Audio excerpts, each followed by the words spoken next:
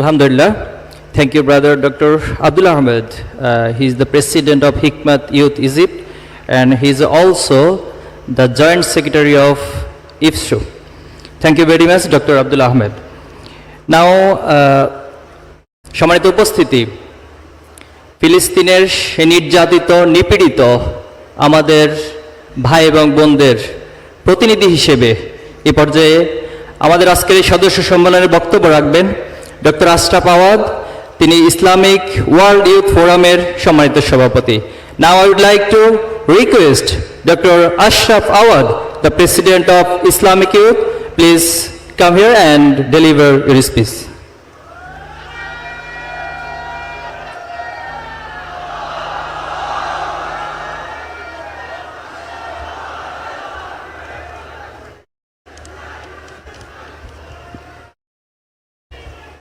السلام عليكم ورحمة الله وبركاته. بسم الله، الحمد لله، والصلاة والسلام على رسول الله. تحية طيبة لكم أيها الشباب المسلم الصادق، والشكر الجزيل للقائمين على هذا النشاط والمنظمين الأكارم. خير ما أبدأ به كلمتي هذه قوله تعالى: بسم الله الرحمن الرحيم، إن الله اشترى من المؤمنين أنفسهم وأموالهم بأن لهم الجنة يقاتلون في سبيل الله فيقتلون ويقتلون وعدا عليه حقا في التوراة والإنجيل والقرآن، ومن أوفى بعهده من الله فاستبشروا ببيعكم الذي بايعتم به وذلك هو الفوز العظيم. نترحم على شهدائنا الأبطال في كل مكان الذين قضوا في سبيل رفع الظلم عن المظلومين.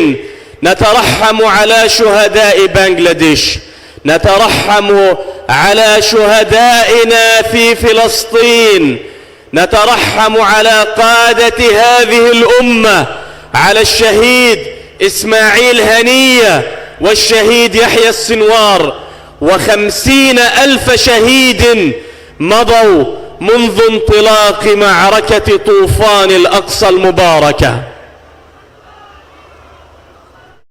আসসালামু আলাইকুম ওয়া রাহমাতুল্লাহ। প্রথমেই আজকের এই অনুষ্ঠানের সবাইকে স্বাগত জানাচ্ছি। আমি আমাদের বক্তব্য শুরু করতে চাচ্ছি আল্লাহ পাক রব্বুল আলামিনের সেই মহান বাণী দিয়ে। আল্লাহ রব্বুল আলামিন বলছেন, ইন্নাল্লাহা আশতারা মিনাল মুমিনিনা আনফুসাহুম ওয়া আমওয়ালাহুম বিআন্না লাহুমুল জান্নাহ।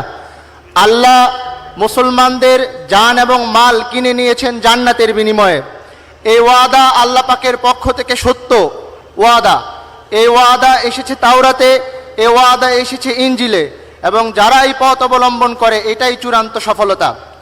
আমরা রহমত কামনা করছি পৃথিবীর প্রান্তের সমস্ত শহীদদের, আমরা রহমত কামনা করছি ফিলিস্তিনের শহীদদের, আমরা রহমত কামনা করছি বাংলাদেশের শহীদদের, আমরা আরও রহমত কামনা করছি তুফানুল আকসা শুরু হওয়ার পর থেকে যে 50,000 শহীদ হয়েছেন তাদের সবার শাহাদাত তাদের প্রতি রহমত কামনা করছি। أيها الإخوة الكرام، إن هذه الأمة حية لا تموت مهما تكاثرت عليها الابتلاءات ومهما تجلى الظلم فيها، إلا أنها حية ستنهض من جديد.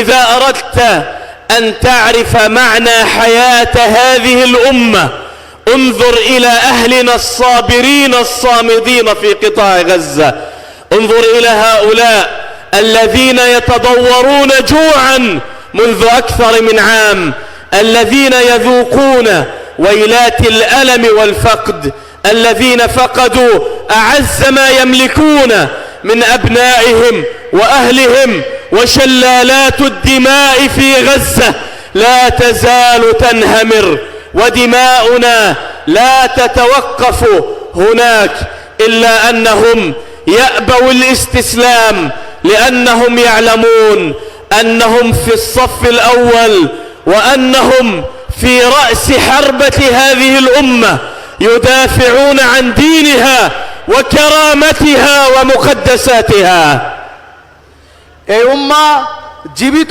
উম্মাহ, এই উম্মাহ কখনো মারা যায় না। আমরা যদি দেখতে চাই এই উম্মার জীবন, তাহলে আমাদেরকে তাকাতে হবে গাজার দিকে। আমরা দেখতে পাচ্ছি যে গাজায় তারা তাদের ক্ষুধায় কাতরাচ্ছে। এই উম্মাহ শত শত জুলুম নির্যাতনের মুখেও কখনো মারা যায়নি। গাজার ভাইয়েরা তাদের সন্তান হারিয়েছে, তাদের জীবনের সবচেয়ে গুরুত্বপূর্ণ জিনিস হারিয়েও তারা আত্মসমর্পণ করেনি, বরং তারা সংগ্রামের প্রথম কাতারে দাঁড়িয়ে সংগ্রাম করে যাচ্ছে। إذا أردتم أن تؤمنوا بأن هذه الأمة حية انظروا إلى المشهد الختامي لحياة البطل القائد يحيى السنوار، ذلك المقاتل العنيد الذي أمضى ربع قرن من الزمان في سجون الاحتلال، وخرج من تلك السجون مقاتلا مستلا سيفه يأبى الاستسلام حتى الرمق الأخير. قد نفذت ذخيرته ونفذت مؤونته وأبى إلا أن يعلمنا درسا خالدا في التاريخ بأن العظماء لا يموتون، وأنه كما قال سيد قطب رحمه الله إن كلماتنا تبقى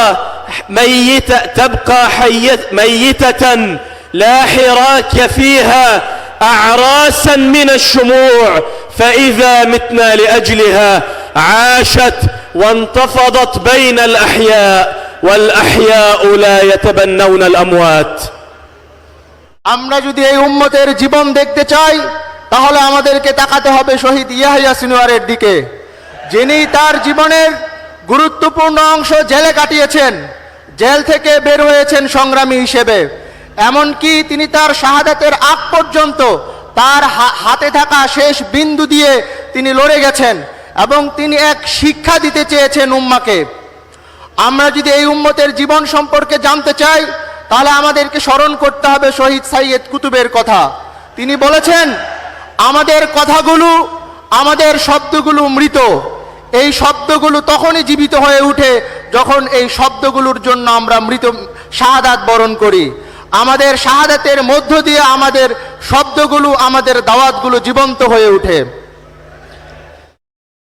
وقبل الختام رسالتي إلى الشباب المسلم الصادق في بنغلاديش، إن 7 من أكتوبر كان فجرا جديدا لهذه الأمة، كان لحظة انطلاق وميلاد جديد لهذه الأمة لتستعيد كرامتها وتستعيد أمجادها التليدة، ولتثبت بأنها قادرة على الصمود وقادرة على النهوض في أكثر اللحظات حرجا، وأنها لا بد لها أن تستعيد مكانتها في التاريخ والحاضر والمستقبل.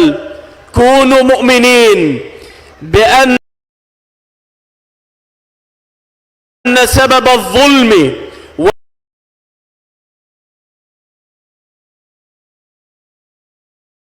والفساد في ديار المسلمين هو ذلك المشروع الصهيوني القذر الذي يعيث خرابا في جميع العواصم الإسلامية. ولن تنهض هذه الأمة ولن تقف على أقدامها طالما أن ذلك المشروع حي، وأنكم يجب أن تعتبروا أن معركتكم مع هذا المشروع الصهيوني هي المعركة الأولى، فلن يقف هذا البلد على أقدامه ولن ينمو ولن يزدهر إذا وطأت أقدام هذا المشروع أرض هذه البلاد. فكونوا جزءا أصيلا من هذه المعركة كما عهدناكم. সর্বশেষ আমি বাংলাদেশের যুবকদের উদ্দেশ্য করে বলতে চাই, 7 অক্টোবর ছিল তুফানুল আকসা, সে অভিযান ছিল এই উম্মতের জীবনের নতুন এক সম্ভাবনা। সেই 7 অক্টোবরের হামলা দেখিয়ে দিয়েছে এ উম্মা আবার পুনর্জাগরিত হতে পারে, এ উম্মা আবার নতুন করে জেগে উঠতে পারে।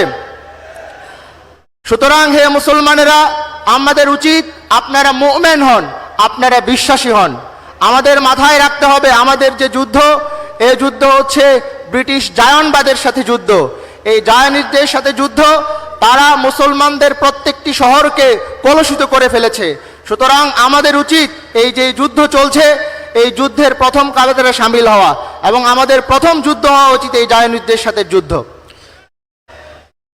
وأختم ب3 آيات أذكركم بها وجملة قصيرة.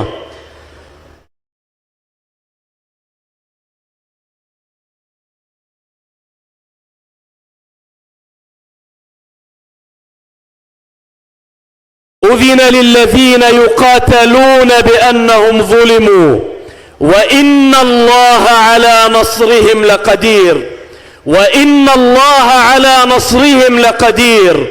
وقوله تعالى ولا تهنوا ولا تحزنوا وأنتم الأعلون إن كنتم مؤمنين. وقوله تعالى ولا تهنوا في ابتغاء القوم إن تكونوا تألمون فإنهم يألمون كما تألمون وكان الله عليما حكيما. وأختم بقول سيد قطب رحمه الله قال إنما النصر فوق الرؤوس ينتظر كلمة كن فيكون فلا تشغلوا أنفسكم بموعد النصر بل انشغلوا بموقعكم بمعركة الحق والباطل. وبارك الله فيكم وجزاكم الله خيرا والسلام عليكم ورحمة الله وبركاته. আমার 3টি আয়াতের আমার বক্তব্য শেষ করছেন। আল্লাহ পাক বলতেছেন, তোমরা ভীতবল হয়ো না, হীন হয়ো না, বিজয় শুধু মুমিনদের জন্য। আল্লাহ বলছেন, যারা জুলুমের শিকার হয়েছে তাদেরকে যুদ্ধের অনুমতি দেওয়া হয়েছে, আর বিজয় শুধুমাত্র মুমিনদের জন্য। আমাদের বিজয়ীরা, হে বিপ্লবীরা, তোমরা হতাশ হয়ো না, তোমরা তোমাদের কাজ ছেড়ে দিও না, বরং তোমরা তোমাদের হক এবং বাতিলের যে সংঘর্ষ, হক এবং বাতিলের যে যুদ্ধ, সেই যুদ্ধ চালাও, বিজয় তোমাদের জন্য। আসসালামু আলাইকুম ওয়া রাহমাতুল্লাহ।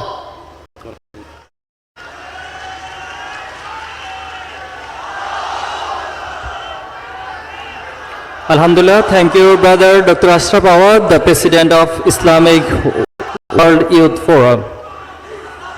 সম্মানিত ভাইরা, we would like to wish our brother Dr. Ashraf Awad